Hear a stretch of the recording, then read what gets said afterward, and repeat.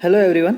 Today we are starting a new lecture of design of machine element, unit number 3, and it is design of machine element subjected to bending stresses, and it is third lecture of this unit. મિત્રો આપણે last લેક્ચરની અંદર જે types of લીવરની અંદર બેલ crank લીવરની design procedure અને એના example છે આપણે જોઈ ગયા હતા.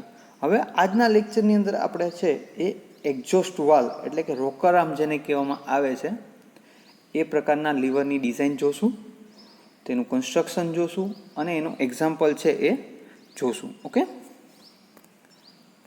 તો આપણે સ્ટાર્ટ કરીએ.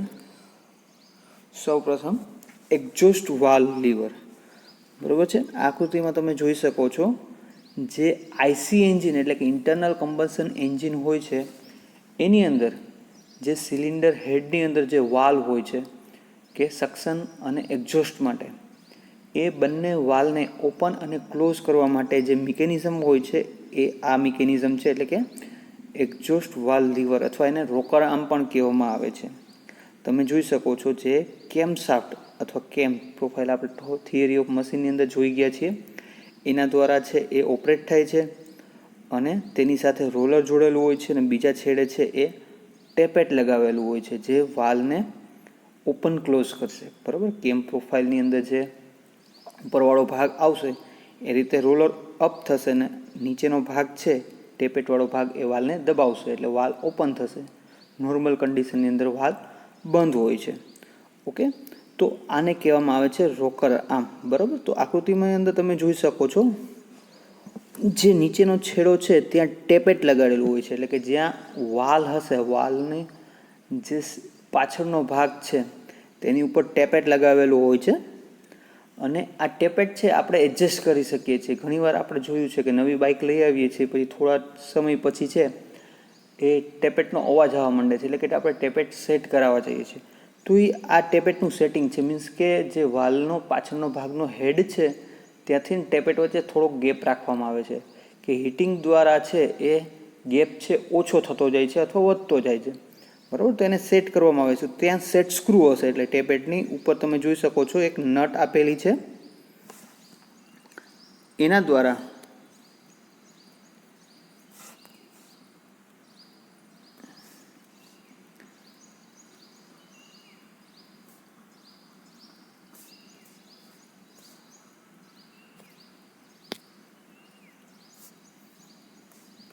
જે આ પોર્શન છે એ પોર્શનની અંદર નટ આપેલી છે ને આ પોર્શનની અંદર છે એ ટેપેટ આપેલું છે. ટેપેટની ઉપર છે નટ આપેલી છે જેનાથી આપણે એડજસ્ટ કરી શકીએ છીએ, ફિલરની અંદર જે છે ગેપ છે એ મેન્ટેન કરી શકીએ છીએ. તો આ ભાગ અથવા આ છેડાને રોકર આર્મ કહેવામાં આવે છે. બરાબર, તેની લંબાઈ L1 અને ત્યાંથી જે વાલ્વની સ્પ્રિંગ હશે, વાલ્વ છે એ સ્પ્રિંગ લોડેડ હશે એટલે ત્યાંથી જે લોડ લાગતો હશે એ આપણને અહીંયા W એની વેલ્યુ મળશે. હવે જોઈએ બીજો છેડો, તો બીજો છેડો છે ત્યાં રોલર લગાવેલ છે અને કેમ સાથે કનેક્ટેડ છે. બરાબર, કોન્ટેક્ટની અંદર આવે છે. જ્યારે નોર્મલી હશે ત્યારે ક્લોઝ કન્ડિશનમાં અને કેમનો ઉપસેલો ભાગ છે એટલે કે પ્રોફાઇલવાળો ભાગ જનરેટ આવશે ત્યારે એ છે રોલરને ઉપરની સાઈડ ધકેલશે જેથી ટેપેટ છે એ નીચેની સાઈડ જશે અને વાલ્વ છે ઓપન થાય છે. તો આ રીતનું કન્સ્ટ્રક્શન છે. તો આપણે જોઈ લઈએ કે આકૃતિમાં એન્ગ્યુલર પ્રકારનું એક્ઝોસ્ટ વાલ્વ લીવર બતાવેલ છે. એન્ગ્યુલર તો બેલ ક્રેક લીવરમાં આપણે જોયું તો બે આર્મ વચ્ચેનો એંગલ છે 90 ડિગ્રી હતો, જ્યારે એક્ઝોસ્ટ વાલ્વ લીવરમાં 120થી લઈ 150 ક્યારેક 165 સુધી આપેલું હોય છે, એટલા ડિગ્રી છે એંગલ આપેલો હોય છે. ઓકે, તો અહીંયા બંને આર્મ વચ્ચેનો એંગલ છે એ મેઇન મુખ્ય તફાવત છે જે 120થી લઈને 150 ડિગ્રી સુધીનો હોય છે. ઓકે, પછી મટીરિયલ જોઈએ તો મેલિએબલ કાસ્ટ આયર્ન, કાસ્ટ સ્ટીલ અથવા તો ફોર સ્ટીલમાંથી આને બનાવવામાં આવે છે. આ પ્રકારના લીવરને રોકર આર્મ પણ કહેવામાં આવે છે. આ પ્રકારના લીવરના આડછેદનો આકાર મુખ્યત્વે લંબચોરસ, ઇલિપ્ટિકલ અથવા તો આઈ સેક્શન રાખવામાં આવે છે. રોકર આર્મની ડિઝાઇન અન્ય લીવરની જેમ જ કરવામાં આવે છે, પરંતુ કેટલીક વિશિષ્ટ બાબતોનું અહીંયા આપણે ધ્યાન રાખવાનું હોય છે. ઓકે, જેમ કે રોકર આર્મનો એક છેડો છે એ કેમ દ્વારા ઓપરેટ થતો હોય છે, જે આ પોર્શન કહું છું એ કેમ દ્વારા ઓપરેટ થતો હોય છે. તેથી તેમાં રોલર બેસાડવામાં આવે છે અને તેને ફોર્કવાળો બનાવવામાં આવે છે. ફોર્કવાળો એટલે કે ત્યાં પિન લાગી અને ત્યાં રોલર બેસાડવામાં આવે છે. ફોર્કના માપ પિનના માપના આધારે સ્ટાન્ડર્ડ પ્રમાણે નક્કી કરવામાં આવે છે. ઉપરાંત રોકરની સામેની સાઈડ બીજો છેડો છે એટલે કે આ પોર્શન ત્યાં છે એ ટેપેટ એન્ડ કહેવામાં આવે છે અને તેના છેડામાં સર્ક્યુલર બનાવવામાં આવે છે, ફ્લેટ સર્ક્યુલર, અને એના છેડે આટા પાડી અને જે છે ટેપેટને બેસાડવામાં આવે છે. એના પણ ટેપેટના આધારે સ્ટાન્ડર્ડ માપ હોય છે એ મુજબ એને ડિઝાઇન કરવામાં આવે છે. અને ત્રીજું છે લીવર પિન માટે હોલને બોસવાળો બનાવી તેમાં બ્રાસ અથવા ફોસ્ફરસ બ્રોન્ઝનું બુશ બેસાડવામાં આવે છે. અહીંયા આ પોર્શનની અંદર એટલે કે લીવરની પિન જે આપેલી છે ત્યાં બુશિંગ બેસાડવામાં આવે છે, જે બ્રાસ એટલે કે કોપરની મિશ્ર ધાતુ છે. બ્રાસ અથવા ફોસ્ફરસ બ્રોન્ઝનું બુશિંગ છે એ બેસાડવામાં આવે છે. ઓકે, અને તેની ઉપરનો બોસ છે પિન કરતાં ડબલ સાઇઝનો રાખવામાં આવે છે. ઓકે, તો આ થઈ ગયું રોકર આર્મ. મિત્રો આ છે થિયરીમાં પણ 3 માર્ક્સમાં જીટીયુની એક્ઝામમાં વારંવાર પૂછાય છે. આકૃતિ સાથે એક્ઝોસ્ટ વાલ લીવર સમજાવો અથવા રોકર આર્મનું કાર્ય સમજાવો. તો આ એક ફિગર અને એનું જે કન્સ્ટ્રક્શન આપણે સમજ્યા તે છે એ એક્સપ્લેન કરશું તો આપણને 3 માર્ક્સ મળશે આના થિયરીના. ઓકે, આગળ વધીએ. એક્ઝામ્પલ જોઈએ. એક રોકર આર્મની ડિઝાઇન કરો જેમાં 2 આર્મ વચ્ચેનો ખૂણો 140 ડિગ્રી છે. આઈ થિંક અહીંયા 150 પણ હોઈ શકે, જોશું આપણે એક્ઝામ્પલમાં. સામેના વાલ તરફના છેડા ઉપર મહત્તમ લોડ 3 કિલો ન્યૂટન લાગે છે. બંને આર્મની લંબાઈ અનુક્રમે 150 અને 200 mm છે. 150 અને 200 mm છે. L/D 1.2 અને લીવર માટે ઊંડાઈ તથા જાડાઈ ઇઝ ઇક્વલ ટુ 2.5 જાડાઈ લેવાની છે. બરાબર, એટલે કે જે એનો ક્રોસ સેક્શનલ છે રેક્ટેન્ગ્યુલર એના માટેનો રેશિયો પણ આપણને આપી દીધો છે, એટલે કે B/D અથવા B/H નો રેશિયો આપેલો છે. પિન માટે L/D નો રેશિયો આપેલો છે. તો આપણે જોઈએ. આ ઉપરાંત ફાઇન્ડ શું કરવાનું છે તો કે લીવરના આછેદ માટેની ઊંચાઈ તથા પહોળાઈ ફાઇન્ડ આઉટ કરવાની છે.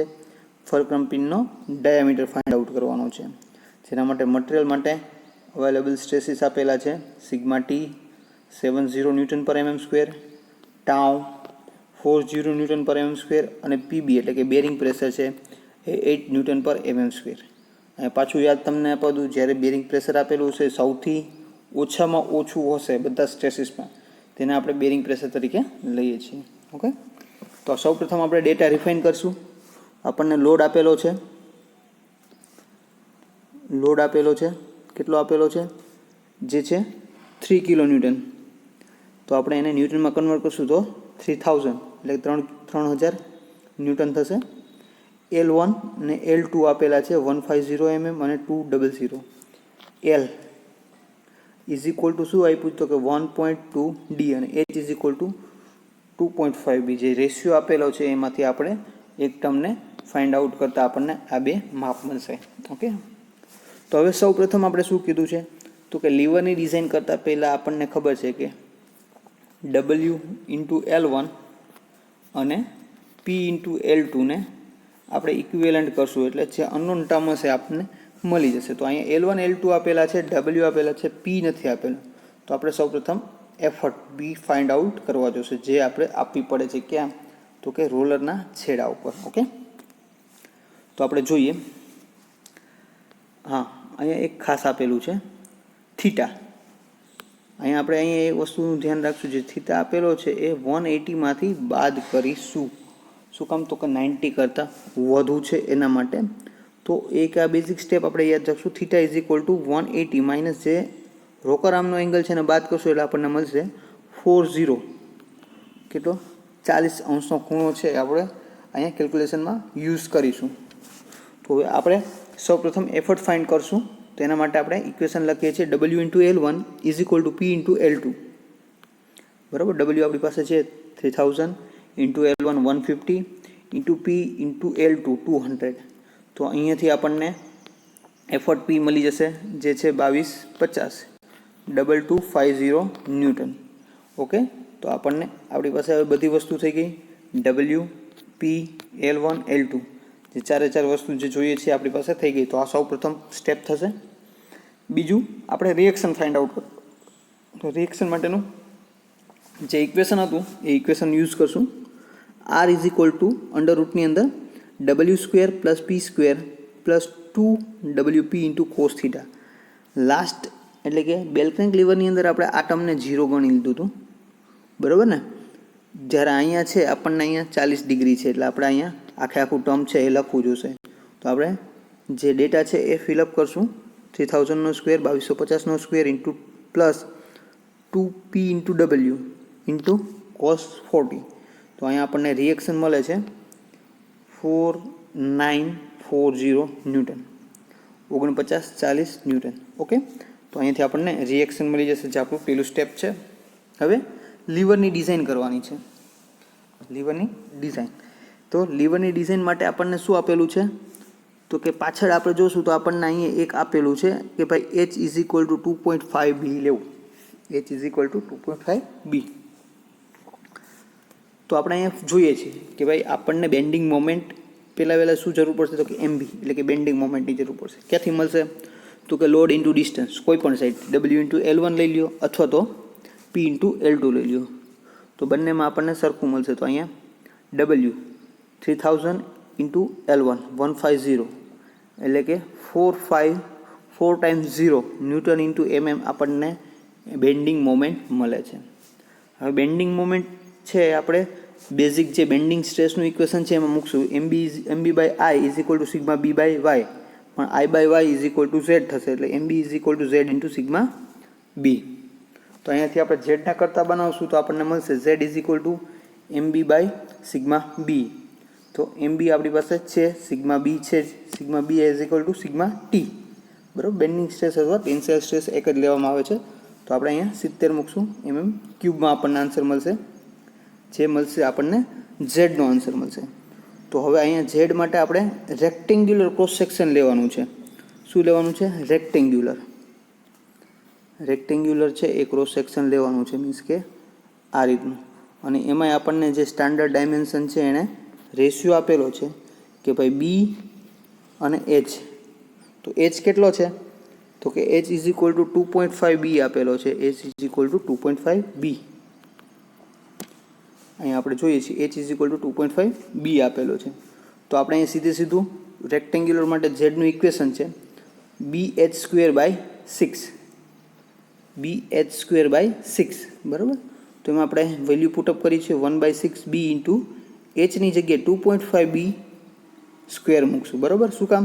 તો કે આપણે Hની વેલ્યુ છે એ H બે અનનોન ટર્મ આપણી પાસે ન થાય એના માટે આપણે Bની વેલ્યુ મૂકીએ છીએ. તો 2.5B ત્યાં મૂકશું, એનો સ્ક્વેર કરશું. હવે આપણી પાસે Z છે, આપણે અહીંયા સોલ્યુશન નથી આપેલું, એમને રાખેલા છે. તો Zની વેલ્યુ મૂકી દીધી છે ઇન્ટુ 1/6 2.5 અને B³, બરાબર. હવે આ ઇક્વેશનને આપણે સોલ્વ કરશું એટલે આપણને મળે છે કે B is equal two 18.34 mm. તો એને રાઉન્ડ અપ કરીને 19 mm અથવા 20 mm લઈ શકાય. અને H કેટલું છે? તો કે H is equal two B into 2.5. તો અહીંયા 47.5 ઇઝ ઇક્વલ ટુ 48 mm. તો અહીંયા આપણને લીવરના આડછેદના માપ મળે છે. B છે એ 19 mm અને H છે એ 48 mm. તો આપણો પહેલો જે સેકન્ડ આન્સર છે એ આપણને અહીંયાથી મળી જાય છે. ઓકે, નેક્સ્ટ આપણે ફલ્ક્રમ પિનના માપ ફાઇન્ડ આઉટ કરવાના છે. અહીંયા આપણે પાછા રિવિઝન કરી લઈએ. શું કર્યું સૌ પ્રથમ? તો કે બેન્ડિંગ મોમેન્ટ ફાઇન્ડ કર્યું. બેન્ડિંગ મોમેન્ટ ક્યાંથી મળશે? તો કે કોઈ પણ એક ટર્મમાંથી મળશે.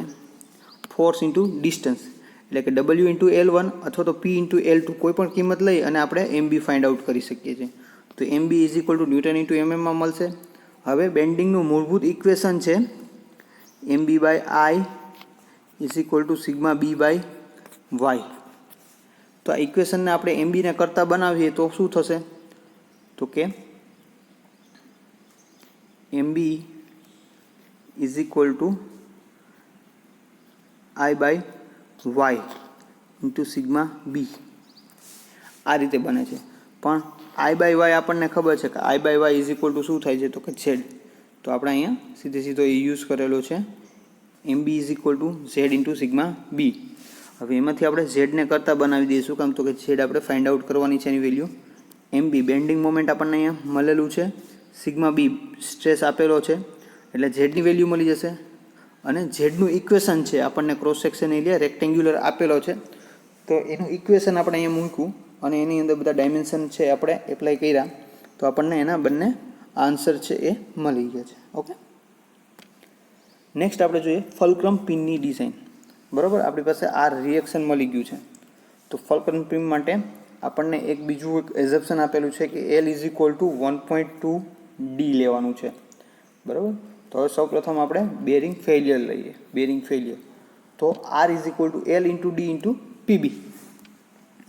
તો આર આપણી પાસે છે 4940, એલ આપણને કીધો છે 1.2 ઇન્ટુ ડી લેવાનું છે, into D into PB is equal to 8. ઇક્વેશનને આપણે સોલ્વ કરશું એટલે આપણને ડી મળે છે 22.68 mm, સે 23 mm ઓર 24 mm. ઓકે, હવે એ વસ્તુ છે આપણે આ ઇક્વેશનની અંદર મૂકશું એટલે આપણને એલ મળી જશે. તો L is equal to 1.2 into 23 એટલે કે 27.6 અથવા એને રાઉન્ડ અપ કરશું તો 28 mm મળશે. તો અહીંથી આપણને પિનના બંને ડાયમેન્શન મળી ગયા. પિનનો ડાયામીટર છે એ 23 mm છે, પિનનો ડાયામીટર છે એ 23 mm અને પિનની લંબાઈ છે એ 28 mm આપણને મળે છે. ઓકે, તો હવે આપણે એનું શિયરિંગ ચેક કરીએ. ચેકિંગ સ્ટેપ કે ભાઈ ડાયમેન્શન મળેલા છે સાચા છે કે નહીં. તો પિનનું શિયરિંગ થઈ જાય છે. તો શિયરિંગ કેવું થાય છે? Double shear. તો એનું ઇક્વેશન બનશે R is equal to 2 into pi by 4 D square into tau. અહીંયા બધી વસ્તુ મૂકશું અને ટાઉની વેલ્યુ ફાઇન્ડ આઉટ કરશું. તો આપણે અહીંયા મૂકીએ છીએ R is equal to 4940 into 2 into pi by 4 D 23 square into tau. તો અહીંયા આપણે ટાઉ ફાઇન્ડ આઉટ કરશું તો ટાઉ આપણને મળે છે 5.94 ન્યૂટન પર mm સ્ક્વેર, જે આપણને ડિઝાઇનમાં કેટલો આપેલો છે? ડિઝાઇનમાં આપેલો છે 40 ન્યૂટન પર mm સ્ક્વેર, જે એના કરતાં ઓછો છે. ટાઉ છે ડિઝાઇન માટે 40 આપેલો છે અને આપણને અહીંયા મળે છે 5.94 મળે છે, એટલે કે આપણી ડિઝાઇન છે એ સેફ છે, સલામત છે. ઓકે, તો અહીંયા આપણું આ થઈ જાય છે. હવે ક્યારેક છે એ ત્રીજો સ્ટેપ પૂછે છે, મીન્સ કે ટેપેટની ડિઝાઇન. શું પૂછે છે? ટેપેટની ડિઝાઇન કરો. તો આપણે એ પણ પોર્શન છે આપણે અહીંયા કમ્પ્લીટ કરશું. ટેપેટ સ્ક્રૂની ડિઝાઇન. બરાબર, જે છેડા ઉપર ટેપેટ સ્ક્રૂ બેસાડેલો હોય છે, થ્રેડ પાડીને આટા પાડીને બેસાડેલો હોય છે. તો બરાબર, અહીંયા જો અહીંયા નોંધ આપેલી છે કે અહીંયા દાખલાની રકમ માટે ટેપેટ સ્ક્રૂની ડિઝાઇન માગેલ નથી, પરંતુ ડિઝાઇન સમજવા પૂરતું અહીં આપણે એક્ઝામ્પલને કમ્પ્લીટ કરીશું. બરાબર, તો રોકર આર્મના વાલના છેડા તરફ એને ફિટ કરવામાં આવે છે. તો સ્ક્રૂની કોમ્પ્રેસિવ ફેલિયર ગણતા એ છે, સ્ક્રૂ છે એની કોમ્પ્રેસર ફેલિયર છે એના માટે આપણને ઇક્વેશન મળશે.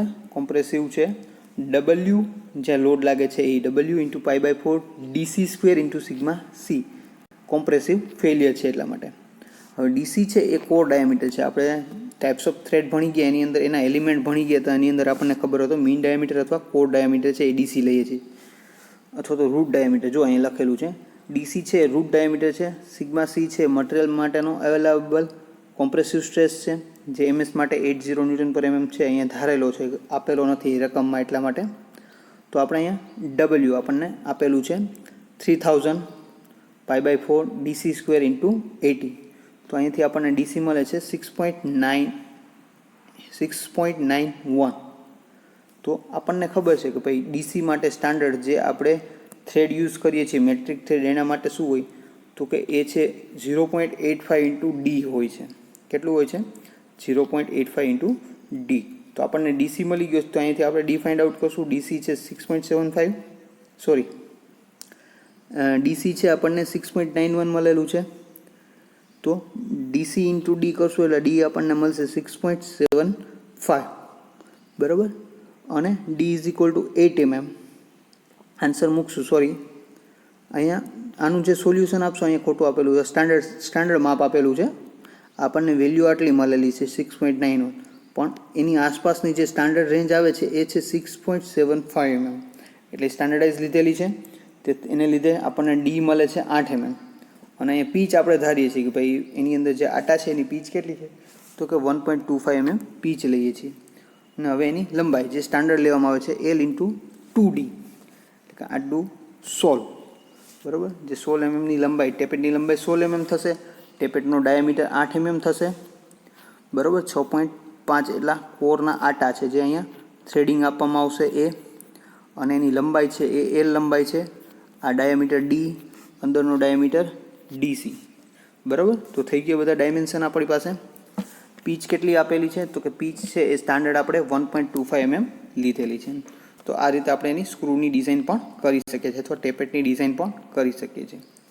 શું કર્યું ટેપેટ માટે, તો કે ટેપેટનું છે એ કોમ્પ્રેસિવ ફેલિયર થશે. કોમ્પ્રેસિવ એટલે દબાણને લીધે, બરાબર, કેમ કે નીચે વાલ છે અને ઉપરથી તાકાત આવે છે રોકર આર્મની, તો એનું કોમ્પ્રેસિવ થશે. તો એનું ઇક્વેશન છે π/4 dc² × σc. dc² શું છે, તો કે નાનામાં નાનો ડાયામીટર છે, રૂટ ડાયામીટર બોલ્ટનું, બરાબર. જ્યાં થ્રેડ પાડેલા છે તો એનું નાનામાં નાનું ડાયામીટર છે, ત્યાંથી ઓછો એરિયા હશે, એટલે આપણે એ ભાગ લઈએ છીએ. ડી નથી લેતા. ડી છે આઉટર ડાયામીટર છે, ડીસી છે કોર ડાયામીટર અથવા તો રૂટ ડાયામીટર કહેવાય, કેમ કે ત્યાંથી ફેલ થશે. તો આપણે dc² × σc લઈએ છીએ. આપણી પાસે બધી જ વસ્તુ છે એટલે આપણને અહીંયા dc² મળશે. dc² કોર ડાયામીટર છે, એનો આઉટર ડાયામીટર શોધવું હોય તો આ ઇક્વેશનની મદદથી આપણને મળી જશે. અને આપણે પીચ છે એ સ્ટાન્ડર્ડ 1 mm અથવા 1.25 અથવા 0.75 લઈ શકીએ છીએ ટેપેટ માટે. અને જે સ્ટાન્ડર્ડ લંબાઈ છે એટલે 2 × D, એટલે કે ડાયામીટર છે એના કરતાં ડબલ સાઇઝનો જે છે એ લંબાઈ આપણે લઈએ છીએ. તો ટેપેટના માપ ડાયમેન્શન આપણને અહીંયા મળે છે. ડી એટલે કે આઉટર ડાયામીટર છે 8 mm, DC core diameter 6.75, pitch 1.25 અને L 16 mm. તો અહીંયા આપણી આખી ટેપેટની ડિઝાઇન છે એ કમ્પ્લીટ થઈ જાય છે. ઓકે. અથવા એનો બોસનો ડાયમેન્શન અથવા પિનના ડાયમેન્શન જોવા હોય તો આપણે અહીંયા જોઈ શકીએ છીએ હજુ વધુ એક, કે ભાઈ આપણને અહીંયા પિન જે મળે છે, પિનના ડાયમેન્શન 23 mm છે, બરાબર. તો પિન ડાયરેક્ટલી યુઝ નહીં થતી હોય તો એની ઉપર બુશિંગ બેસાડવામાં આવે છે, બુશિંગ. હવે આ બુશિંગ છે એ નોર્મલી બુશિંગનો જે નોર્મલી થિકનેસ હોય છે એ 3 mm થી લઈને 6 mm સુધીની હોય છે, બરાબર. તો આપણે અહીંયા 23 + 3 ઓર 23 + 4 કરી શકીએ છીએ, બરાબર. તો કેટલું થશે, તો કે 26 mm. તો અહીંયા આપણને બુશિંગના માપ મળશે આપણને, કે ભાઈ આની ઉપર જો બુશ બેસાડવાનું હોય તો એનો આઉટર ડાયામીટર 26 mm નો હશે અને ઇનર ડાયામીટર 23 mm નો હશે, બરાબર. અને ત્યાં રોકર આર્મ છે, ત્યાં બોસ આપેલો છે, તો બોસ છે એ 23 × 46 નો, મીન્સ કે આ બુશ આવી ગયું એના પછી અહીંયા બોસ આવતો હશે. તો જે બોસનો જે આ સર્ક્યુલર રાઉન્ડ જે જનરેટ થશે એ કેટલો હશે, તો કે 2 × D, બરાબર, જે 46 mm નો થશે. તો આ વસ્તુનું આપણે ધ્યાન રાખીશું. ઓકે. તો અહીંયા આપણે આ બંને લીવર છે એની ડિઝાઇન છે કમ્પ્લીટ કરીએ છીએ. લીવરની અંદર આપણને એક રોકર આર્મ એટલે કે આ જે ડિઝાઇન કરી એ, અને એક બેલ ક્રેન્ક લીવર કે જેના બે આર્મ વચ્ચેનો એંગલ છે 90 ડિગ્રી હોય છે, એ પ્રકારના એક્ઝામ્પલ પૂછાઈ શકે છે. એટલે કે બે જ પેટર્ન છે, ડિઝાઇન પ્રોસિજર સેમ છે. ઓકે. તો આ ચેપ્ટરમાં આપણે આગળ વધીએ. નેક્સ્ટ આપણે જોઈએ લિપ સ્ટ્રિંગ થિયરી. આપણે જોઈ લઈએ લિપ સ્ટ્રિંગ. બીજો કમ્પોનન્ટ જે આપણે ડિઝાઇન કરવાની છે એ છે લિપ સ્ટ્રિંગ.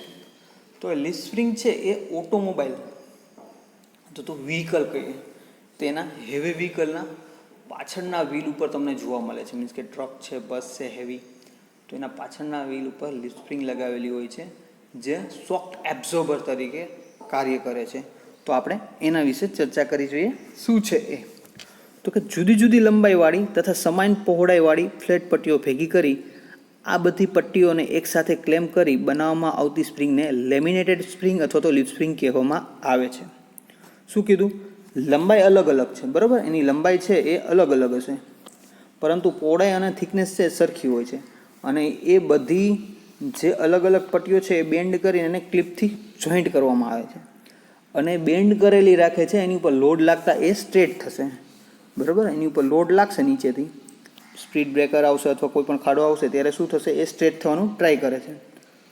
તો એની ડેફિનેશન શું થશે, તો કે જુદી જુદી લંબાઈવાળી, એની લંબાઈ સરખી નથી, તથા સમાન પહોળાઈવાળી ફ્લેટ પટ્ટીઓ ભેગી કરી આ બધી પટ્ટીઓને એકસાથે ક્લેમ્પ કરી બનાવવામાં આવતી સ્પ્રિંગને લેમિનેટેડ સ્પ્રિંગ અથવા તો લીફ સ્પ્રિંગ કહેવામાં આવે છે. તેને યુનિફોર્મ સ્ટ્રેન્થવાળા બીમ સાથે સરખાવી શકાય છે. જે આપણે એસએમમાં જોઈ ગયા એ પ્રકારના બીમ છે એની સાથે આપણે કેલ્ક્યુલેશન કરીએ અથવા એની ડિઝાઇનના આધારે આની ડિઝાઇન કરવામાં આવે છે. અન્ય પ્રકારની હેલિકલ સ્પ્રિંગની સરખામણીમાં લીફ સ્પ્રિંગ વધુ પ્રમાણમાં શોક લોડ સહન કરવાની ક્ષમતા ધરાવે છે. એટલે કે આપણે કોઇલ પ્રકારની સ્પ્રિંગ જે આપણે બાઇકની અંદર જોઈએ છીએ, શોક એબ્ઝોર્બરમાં જે સ્પ્રિંગ યુઝ કરે છે એને હેલિકલ સ્પ્રિંગ કહેવાય. તો એ જે લોડ સહન કરી શકે એના કરતાં ઘણો બધો વધારે લોડ સહન કરવા માટે આ પ્રકારની જે લીફ સ્પ્રિંગ છે એનો ઉપયોગ કરવામાં આવે છે.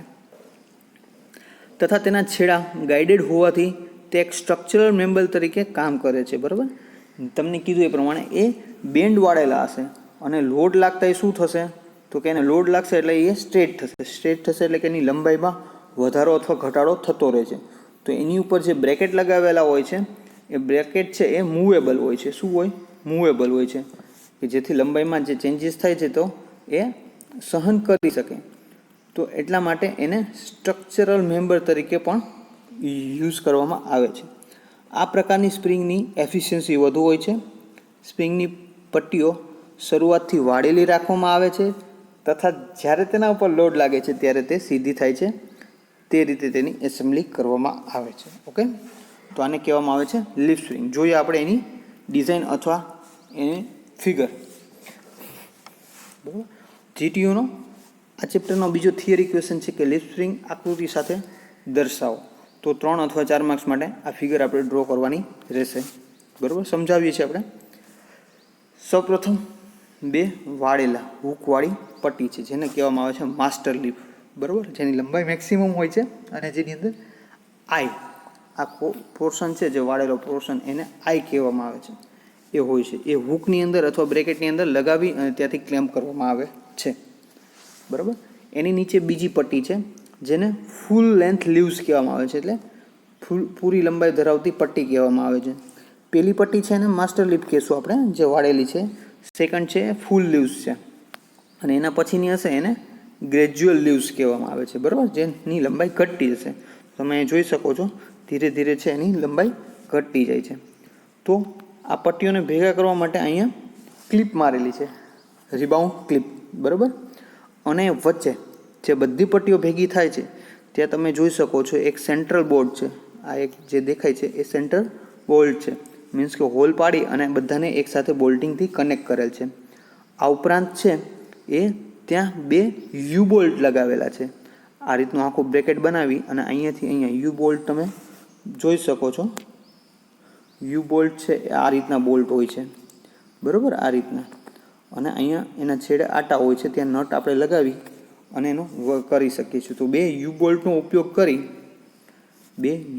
ઉપયોગ કરીને અહીંયાથી આ બધાને કનેક્ટેડ કરેલા છે. બરાબર, તો આ રીતે આખી દેખાશે. ઉપરથી આપણે જોશું તો આપણને એની પૂરી લંબાઈ અને આ યુ બોલ્ટવાળો પોર્શન એ બધી વસ્તુ દેખાશે આપણને.